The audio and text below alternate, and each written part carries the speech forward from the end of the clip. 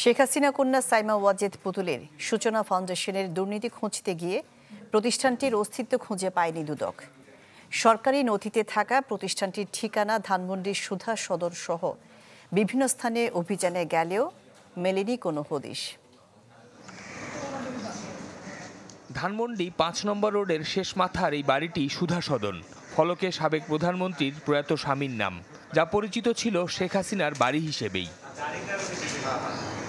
এখানেই হাসিনা কন্যা পুতুলের সূচনা ফাউন্ডেশনের খোঁজে দুদকের তদন্ত দল।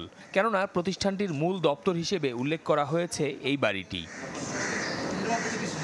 তবে শুধু সুধা সদনই নয়, সাব অফিস হিসেবেও যেসব ঠিকানা ব্যবহার করা হয়েছে তার কোথাও মেলেনি সূচনা ফাউন্ডেশনের হদিস।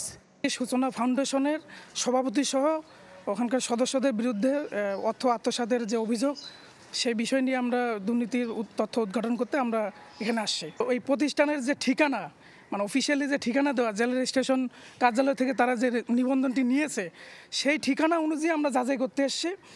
তো আমরা এসে এখন দেখলাম যে সেই ঠিকানায় প্রতিষ্ঠানসমূহ নাই।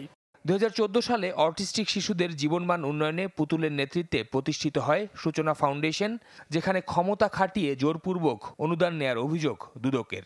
তাদের ক্ষমতার প্রভাব খাটিয়ে এনবিআর থেকে একটি এসআরও জারি করে নেওয়া হয়। সেটা হচ্ছে তাদের যে 10% যে কর দেওয়া লাগে প্রতিষ্ঠান হিসাবে, সেই প্রতিষ্ঠান থেকে সেই প্রতিষ্ঠানের করের বিষয়টি তাদের থেকে মুক্ত করে দেওয়া হয়, যে তাদেরকে দেওয়া লাগবে না। এদিন সাবেক প্রতিমন্ত্রী আব্দুল ওয়াদুদ, তার স্ত্রী সহ 8 জনের বিরুদ্ধে অর্থ আত্মসাতের অভিযোগে মামলা করে দুদক। অবৈধ সম্পদ অর্জন ও সন্দেহজনক লেনদেনের অভিযোগে মামলা হয়েছে বরগুনা 1 আসনের সাবেক এমপি ধীরেন্দ্রনাথ শম্ভু ও তার স্ত্রীর বিরুদ্ধেও। শফিকুল ইসলাম সবুজ, চ্যানেল 24, ঢাকা।